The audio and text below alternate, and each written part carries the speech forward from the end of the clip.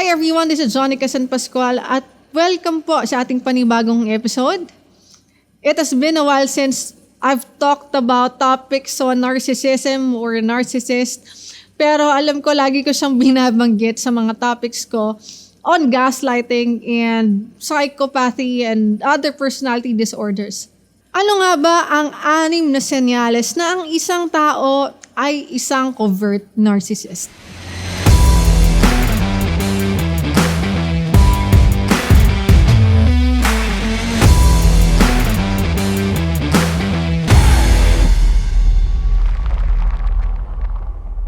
Ano nga ba ang narcissism or ano nga ba ang ibig sabihin ng taong may narcissistic personality disorder? Okay? So ang NPD or narcissistic personality disorder ay isang mental condition kung saan ang isang tao ay may inflated or sobrang self-entitlement at may excessive need for admiration and attention. Ayan. So dahil puro sila lang ang importante at gusto nila, sila lang ang bida, wala silang pakialam sa ibang tao, and they lack empathy for others. Kumbaga, dahil sobrang taas nung tingin nila sa sarili nila, wala silang ibang nakikitang magaling, matalino, or dapat bida, kundi sarili lang nila. At wala silang nararamdamang awa para sa ibang tao. Okay? They lack that empathy. And maraming klase ng narcissism. May tinatawag tayong overt narcissist, covert, which will be our topic today, antagonist, communal, agentic, at malignant narcissism. Ayan, yun na yung mga malignant, yun na yung pa-psychopath na yun.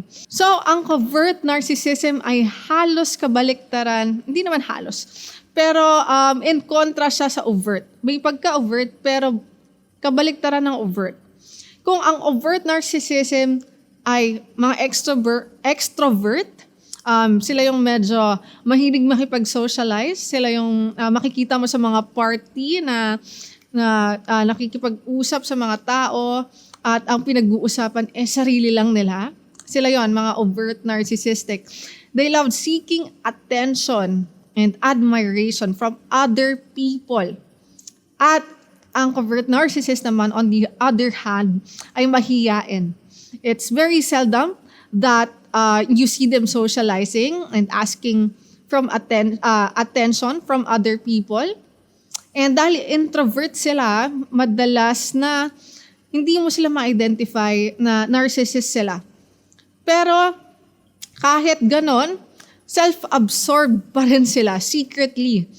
At feeling nila, sila yung pinakamagaling na tao sa kahit sinong taong makita or makilala nila.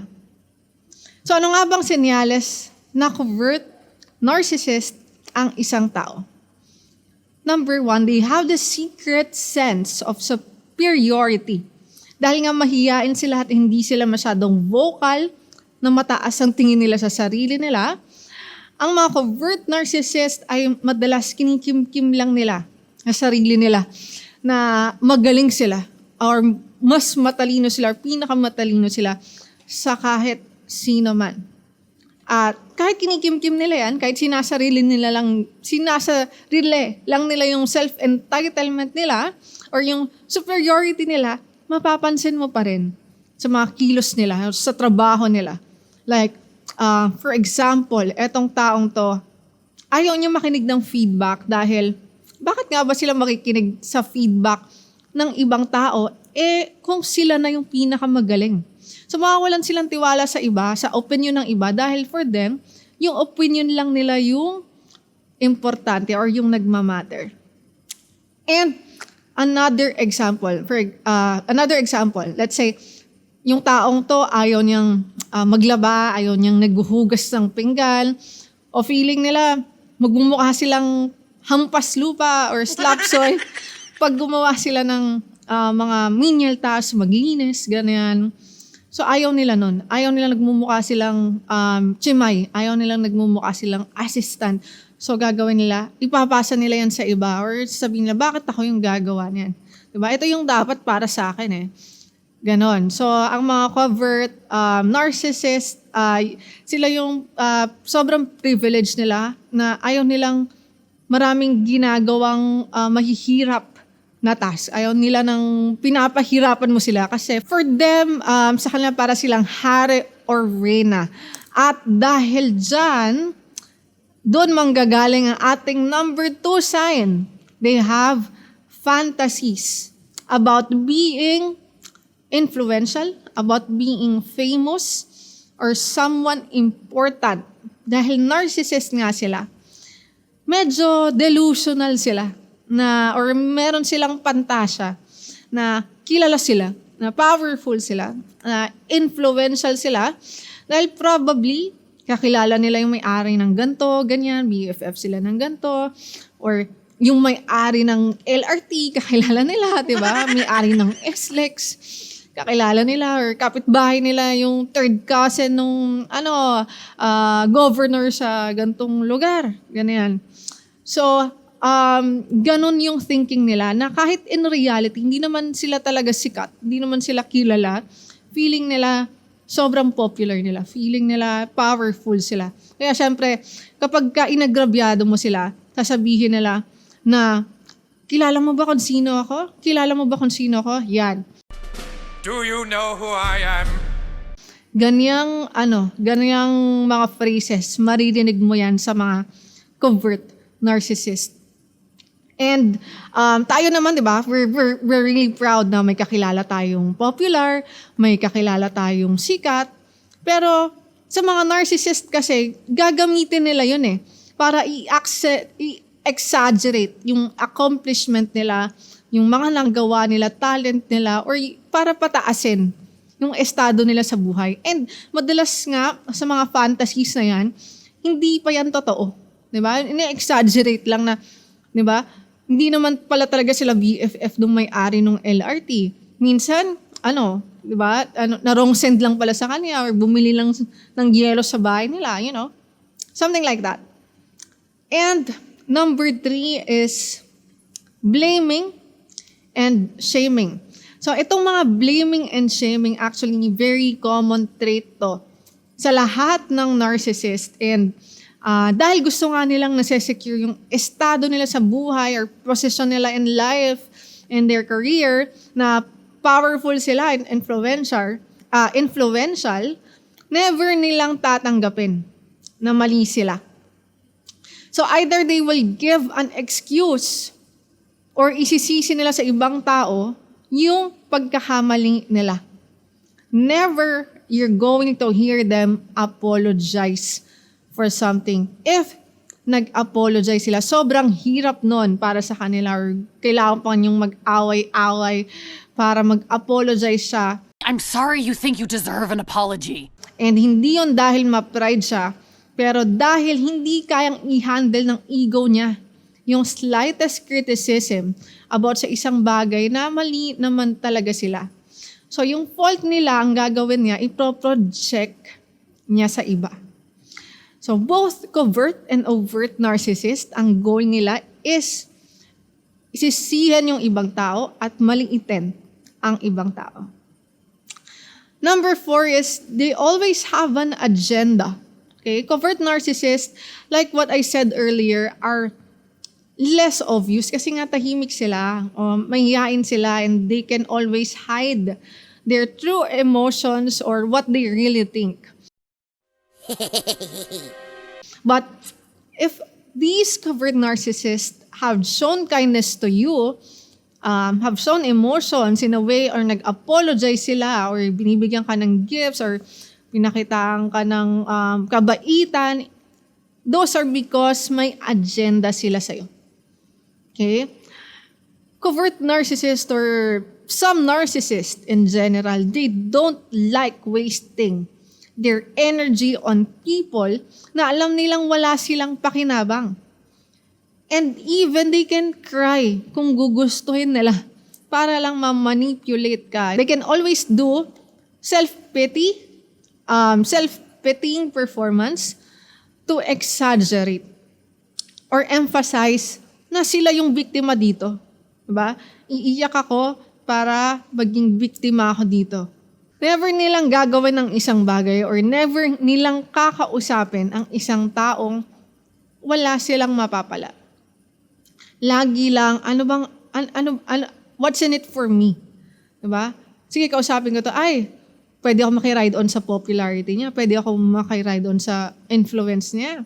Ang gusto niya laging may benefit sa mga taong may transaction sila or kausap nila. Regardless if it comes with feelings or not. Okay? Number 5 is they get bored easily. Siyempre dahil gusto nga nila lahat ng gagawin nila may reward or may mapapala sila, they tend to be reward sensitive. Meaning kung feeling nila di nila nakukuha yung gusto nila sa isang bagay or malabo makuha yung agenda nila or malabong matake advantage sa taong ito, nabuboard sila kaagad or nawawalan sila ng gana. Usually, they live having a goal of nothing or gusto lang nilang palaging nakakakuha sila ng advantage sa ginagawa nila sa mga taong nasa paligid nila. At pag may nakita silang bagay or tao na mas makapagbibigay sa kanila ng financial gain, financial support, admiration, yung lagi silang pupurihin, ng popularity, pwede silang makiride doon sa popularity or power na hinahanap nila, iiwan nila at iiwan yung ginagawa nila at doon na sila lilipat. So, narcissists not only get bored easily with new things or activities, but also with new people. Okay? Especially if wala naman silang mapapala. Okay? And last but not the least, their private lives are very different from their public life. And they look like they have a good wife in front of many people or husband or good family. Pero kung baga, behind the scenes, you're a victim. And sa public, pinapakita niya na they treat you like a king or a queen. Pero in reality, he or she emotionally abuse you. They often gaslight you and manipulate you. And dahil yun nga yung pinapakita niya sa public, yung friends mo or family mo, sobrang ina-admire tong narcissist na to. And tingin nila, ikaw yung may problema. And hindi mo alam, yun yung gusto talaga ng narcissist. To doubt yourself. So that you are trapped, okay? And you're confused in what you're experiencing. And since magaling sila mag-blame game, they will make you feel na kasalanan mo lahat. Most likely, ang ending ng relationship mo with them ay trauma bonding. Okay? Kung ano ang trauma bonding, pag-uusapan natin yan in our next episode. Pero covert narcissism may be less obvious than overt. Kasi nga, mas mahiyain, mas introvert. Pero it doesn't mean naman na less harmful sila. Okay? Make sure that you take steps in protecting yourself and emotional well-being. Learn to recognize the signs and don't take their behavior personally and create a distance between you and that person to establish clear boundaries. Okay? You might find it helpful na makipag-usap sa therapist about your experience if ever may trauma. And these professionals can help you understand the behavior and how to cope with it. Ayun lamang guys, thank you so much for watching this episode with me and make sure to follow me on Facebook. It's Jonica San Pascual. Make sure to follow me on Instagram. It's Jonica88 and don't forget to subscribe to my YouTube channel. See you first. Ayan. Thank you so much guys and see you on my next episode.